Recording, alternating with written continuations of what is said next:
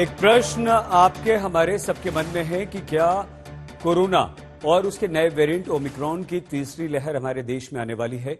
Doctors के एक बड़े पैनल से इस समय हम बात कर रहे हैं और सभी का यह मानना है कि हां, ये लहर आने वाली है। और अभी तक की चर्चा में जो बातें निकलकर सामने आई वो ये कि इस बात को अपने दिमाग से निकाल दीजिए कि ये बहुत माइल्ड होगा। इस बात को अपने दिमाग से बिल्कुल निकाल दीजिए कि ओमिक्रॉन का खतरा बहुत कम है, ये कॉमन कोल्ड एंड फ्लू की तरह होगा। इस बात को अपने दिमाग से निकाल दीजिए कि आपने वैक्सीन की दोनों डोज ले ली है तो आप पर यह असर नहीं करेगा।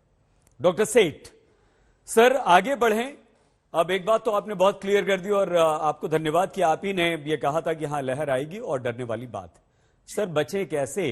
क्योंकि इलेक्शन भी है, क्रिसमस भी है, न्यू ईयर भी है, ईयर एंड भी है, खूब लोग बाहर निकल रहे हैं, शादी ब्याह बर्थडे पार्टी सब कर रहे हैं। सर, बचें कैसे?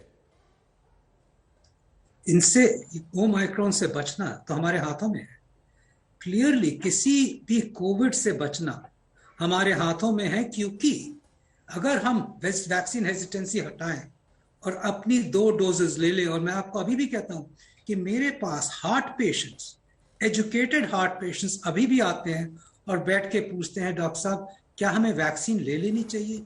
और मैं सरप्राइज से देखता हूं कि अब दिसंबर हो गया है, जबकि हम कोशिश कर रहे हैं कि किसी तरह सबको, एडल्ट्स को 2 वैक्सीन लग जाए, और अभी भी इंटेलिजेंट लोग, एजुकेटेड लोग ये बात पूछ रहे हैं, तो हम कहां से इस कंट्री की हेजिटेंसी हटा सकेंगे?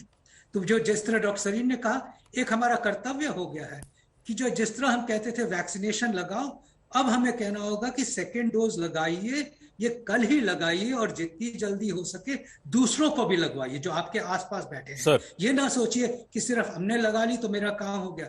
हर एक को जिसको भी आप लगवाइए। आपको अगर मैं आंकड़े दूं कि हम अपने अस्पताल में 200 डोजेस रोज की लगा सकते हैं, सिर्फ 40 लोग रोज आते हैं वैक्सीनेशन लगाने के लिए। कितने सेकेंड डोजेस की वैक्सीनेशन बची हुई है क्योंकि लोग आ ही नहीं रहे। ये सेकेंड डोज हेजिटेंसी एक अजीब चीज ही हो गई है। और दूसरा, हमने क्लियरली एम्फसाइज किया है कि कोविड अप्रोप्रिएट बिहेवियर, हमें कोई इसमें शर्म की बात नहीं है कि हम मास्क पहने। मास्क तो एक हमारा कपड़ा हो गया।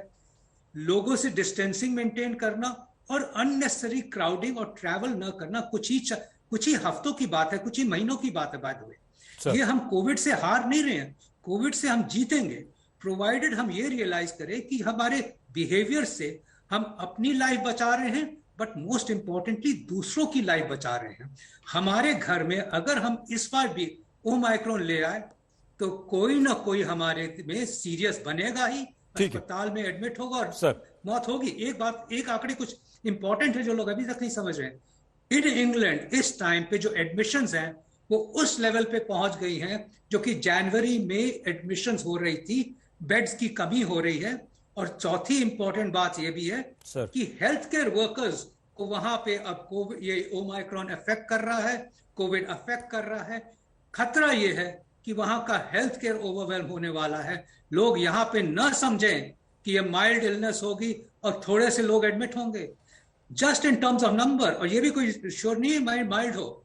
एक्चुअली हो सकता है कि जितने लोगों की इम्यूनिटी खत्म हो चुकी है या जितनों ने वैक्सीनेशन न लगाई है, और एक्चुअली मुझे सबसे ज्यादा डर है हेल्थ केयर वर्कर्स का। अभी ने किसी को ये बात बिल्डअप नहीं की है, बट हेल्थ केयर वर्कर्स की वैक्सीनेशन की इम्यूनिटी प्रैक्टिकली अब खत्म हो चुकी है। 10 महीने हो चुके हैं।